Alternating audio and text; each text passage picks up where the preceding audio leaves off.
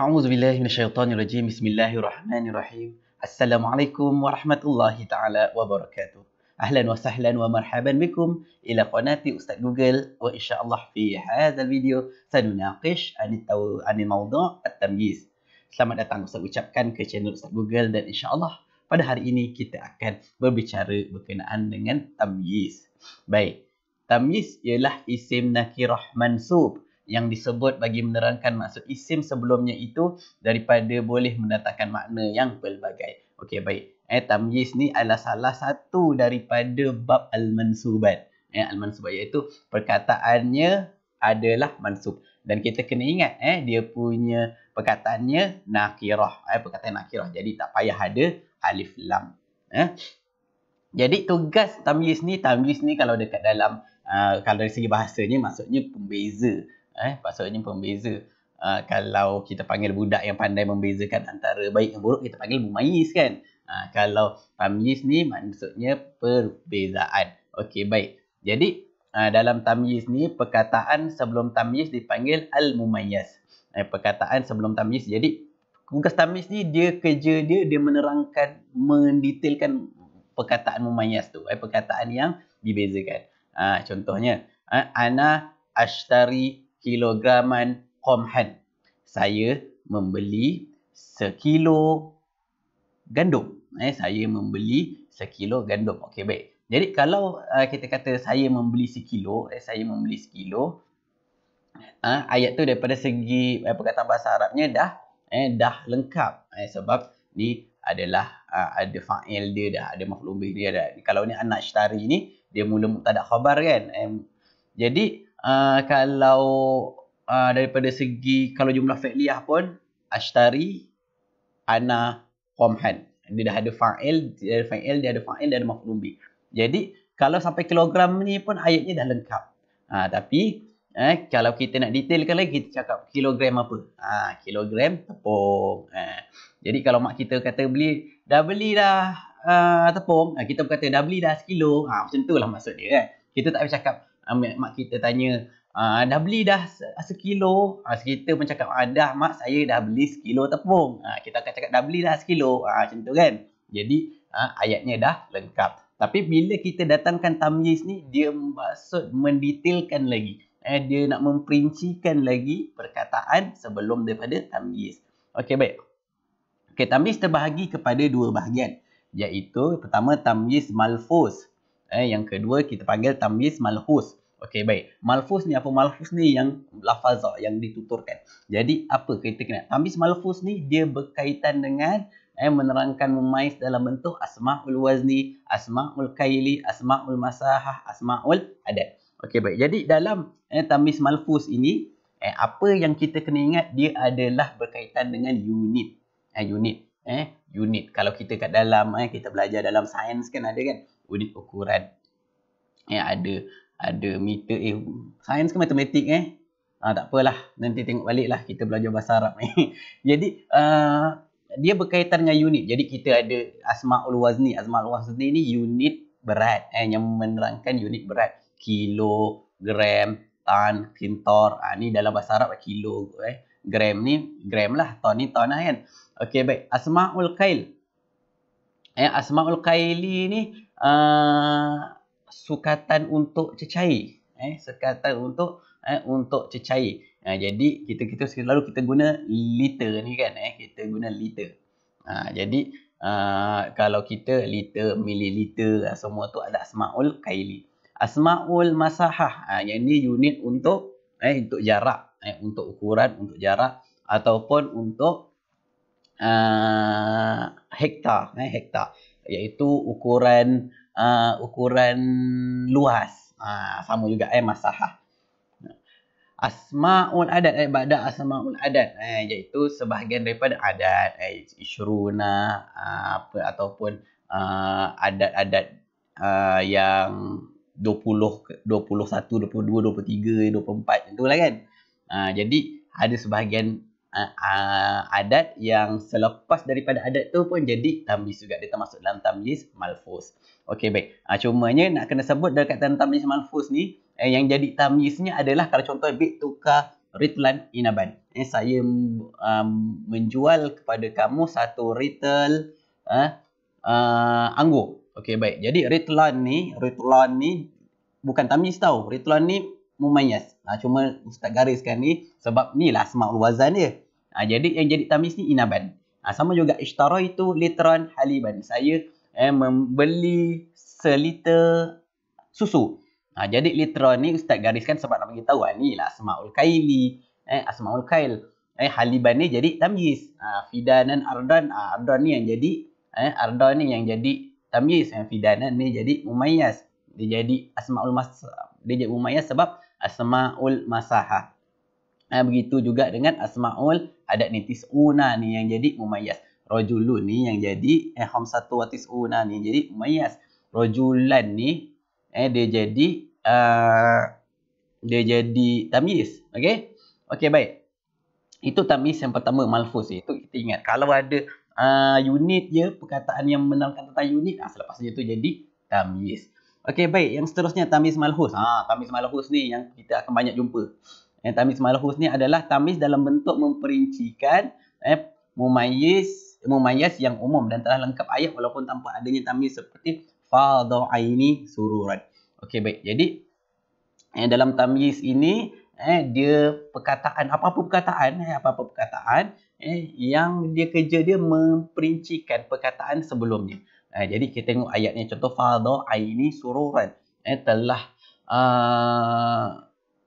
penuh mataku dengan kegembiraan. Penuh mataku dengan kegembiraan. Okey, baik. Jadi kat sini aini ini dia jadi mumayyiz, sururan ni dia jadi tamyiz. Sururan ni jadi tamyiz. Okey, baik.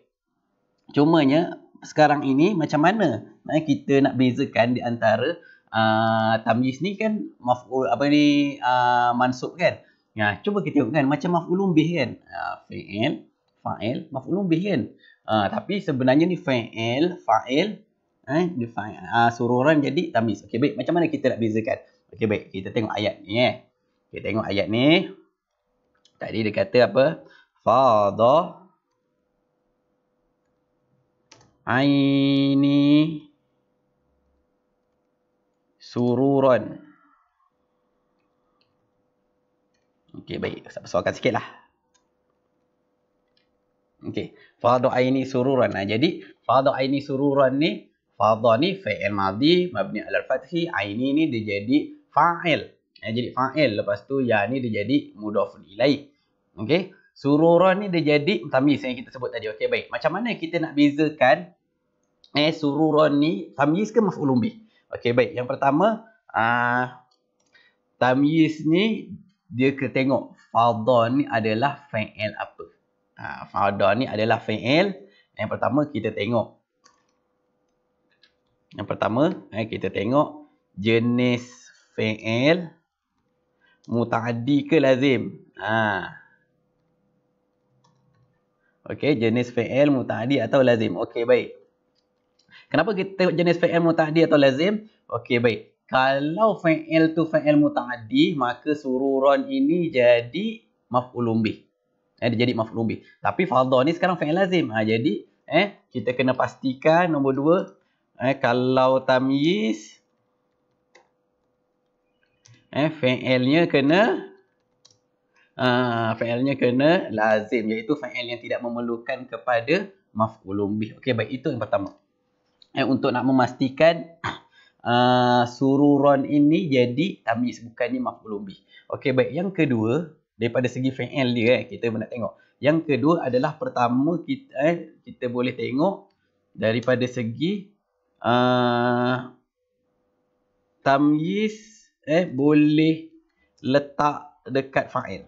Dekat tempat fa'il. Okey. Tamyiz boleh letak dekat tempat fa'il. Okey, baik. Contohnya apa? Fadha aini sururan ni kita letak kat sini. Kita letak sini. Jadi kita buat fadha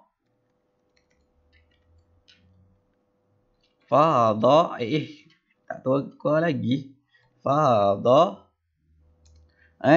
sururu aini. Mana ya ni? Okey. Fadha sururu aini. Besarkanlah. Besar sikit. Okey. Okey, baik. Jadi tamyiz ni kita boleh letak dekat tempat fa'il. Kita boleh letak kat tempat fa'il, jadi maknanya pun sama. Mata aku telah penuh dengan kegembiraan. Yang ni telah penuh kegembiraan dekat mataku. Ini ayat yang kedua kan. Okey, baik. Jadi bila sururun jadi masuk dekat tempat fa'il, aini ni jadi apa? Aini ni jadi mudhafun mudhafun ilaih. Aini jadi mudhafun ilaih. Dia boleh buat macam tu. Kalau ayat tamyiz. Okey, baik. Kenapa ustaz kata tamyiz boleh letak dekat tempat fa'il? Okey, baik. Kalau maf'ulun bih, kalau maf'ulun bih kita tak boleh letak dia kat tempat fa'il. Makna dia akan berubah. Contohnya kita buat kan. Okey, nak tempat buat maf'ulun bih kita kena guna fa'il muta'addi. Contohnya akalah lah. Akalah Muhammadun inaban. Muhammad makan makan anggur. Muhammad makan anggur. Jadi akalah ni dia adalah fa'il muta'addi. Jadi Muhammad ni fa'il, inaban ni jadi maf'ulun bih. Okey, sebab akalah ni fa'il muta'addi. Okey, baik. Jadi kita nak kata buat macam tamyiz. Kita letak dekat fa'il. Boleh ke tak? Akalah akalah inabun Muhammadin. Boleh ke tak jadi macam tu kan? Kita dengar telah makan anggur Muhammad. Tak jadi kan? Berbeza dengan ayat yang pertama. Fadha aini sururan. Telah penuh mataku dengan kegembiraan. Lepas tu yang kedua. Fadha sururu aini. Telah penuh kegembiraan mataku. Jadi maksudnya dia gembira lah kan? Telah maksudnya gembira. Tapi kalau yang kedua ni ayat kalau kita guna maf'ulun kalau guna maf'ulun bih ni kita nak buat macam tamyiz, dia tak boleh letak dekat tempat fa'il. Maf'ulun bih ni dia tak boleh duduk dekat tempat fa'il. Jadi kalau letak tempat fa'il maknanya dah berubah. Anggur makan Muhammad. Tak boleh jadi macam tu. Jadi berbeza dengan tamyiz tadi. Tamyiz tadi dia boleh sururun ni dia boleh duduk dekat tempat fa'il. Ayat dia pun jadi sama. Cuma kena ingat ainun nanti akan jadi maf'ulun jadi mudhaf ilaih lah. Okey, baik. Jadi settle. Itu tamyiz. Okey, baik. Jadi kita ingat tamyiz malhus ni dia kena guna fa'il lazim saja. Tapi kalau tamyiz malfuz tadi ni kau nak guna fa'il muta'addi ke fa'il lazim ke tak ada masalah. Contohnya baik tukar ni fa'il muta'addi kan.